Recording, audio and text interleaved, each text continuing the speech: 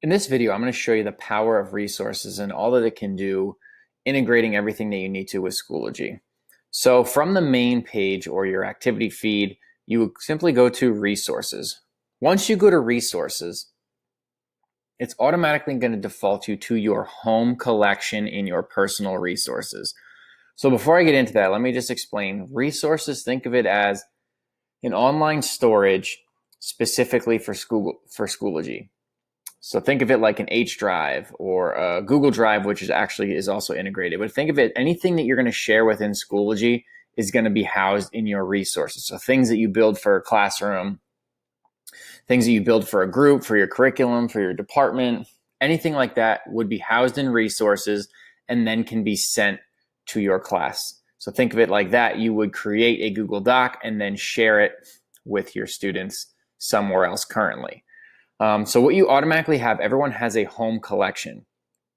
What you want to think of collections are, I have a few from my previous district, but then different courses. So I've seen collections done by unit, by course, by topic, by all different kinds of things. So it's obviously up to you. So think of that like an overarching folder. And then within that, you have multiple folders. So what I have this overarching collection. Within it, I have all kinds of different courses. And then within that, I have subfolders within subfolders within subfolders. So that's going to be your main personal resources. The beauty of all of this is, let's say, for example, I want to take this entire folder filled with stuff. I can click on this, I go to edit, and I can simply add it to a course, and then I can select any course I want to add it to. The nice thing about this is that it maintains this main copy here. Anything I copy or add to my course, it's going to make its own copy, which is really nice. So this is a great way to kind of advocate and teach people to add some resources here and then push them to their classes rather than creating them in their classes and pushing them to their resources. So that's the main personal resources piece. And I have a link also shared that you can go through and look at all the different things within resources. But that's the biggest one, is understanding that it can go from here to any of your courses, as well as making simple collections. The other piece under resources is public.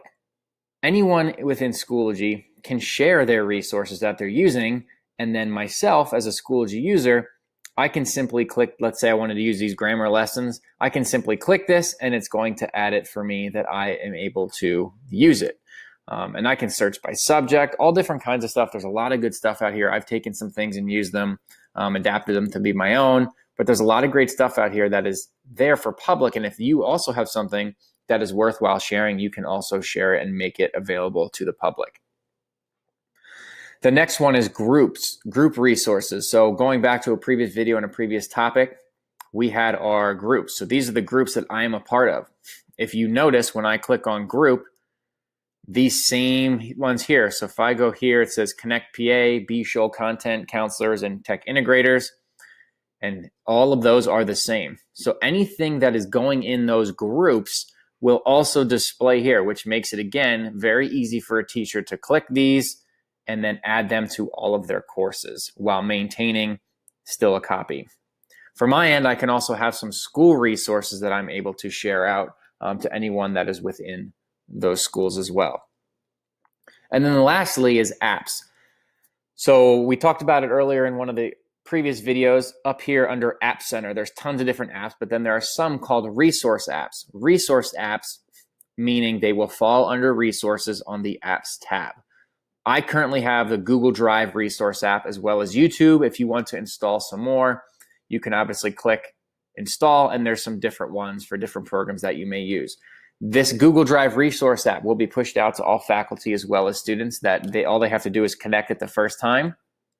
And then all of this is here. And this is huge because all of those different things that we talked about that secondary teachers have spent so much time building in Google Classroom, it is all still here. They're not losing anything. They just have to reorganize it and re-add it inside Schoology's platform. So the cool thing about this is, let's say, for example, I want to take sample paper. I would check that off, import, and I could import the file.